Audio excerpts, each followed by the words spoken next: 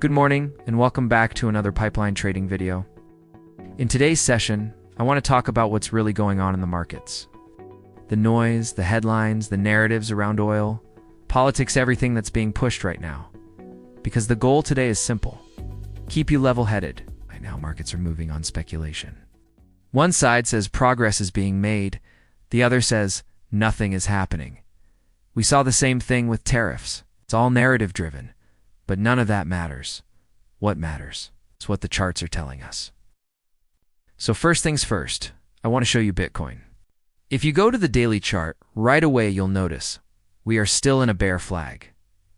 Not only that, we're rejecting the 50-day moving average on the daily time frame again. If you've been watching my previous videos, I've been warning about this exact setup.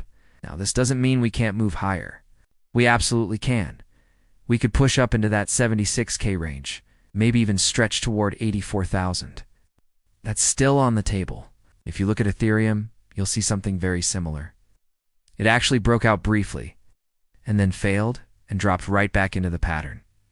Bitcoin can do the exact same thing. So yes, we could see a move higher first.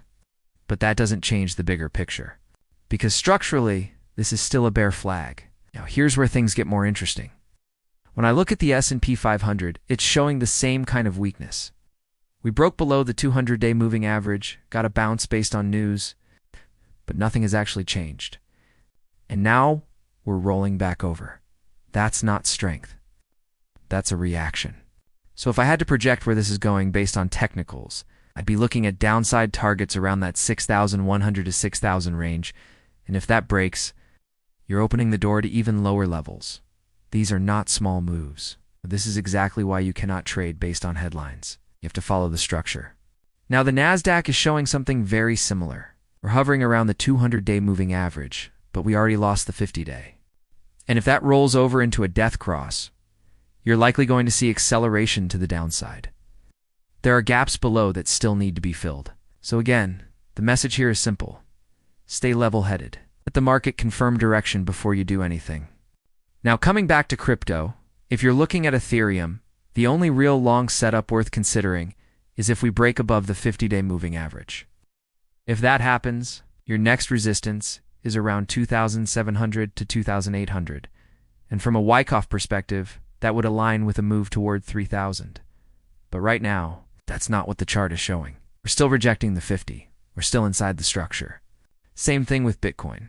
If we break above the 50-day moving average and hold it, then yes, the next level is around 86K to 87,000. But until that happens, nothing has changed.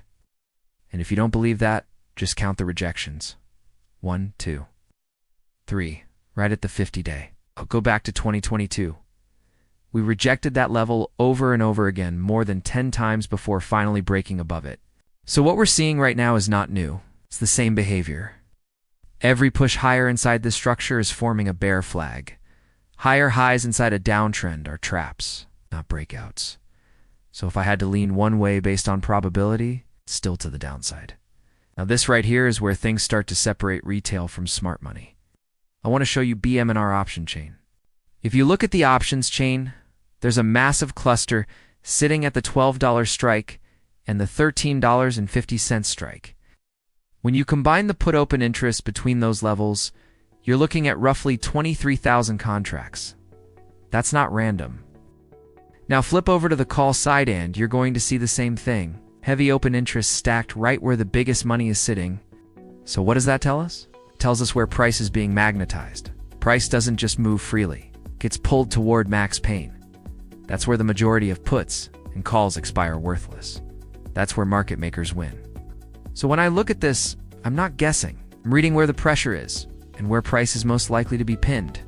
And more often than not, I'm within about $1 of where this thing closes. It's not a big range when you understand the story, because this right here is telling you price is far more likely to get pulled back into that max pain zone. The market doesn't reward the crowd, it punishes it. So if you found this video helpful, subscribe and hit the bell icon. As always, stay disciplined, trade with intention, and God bless you all. Thanks for watching.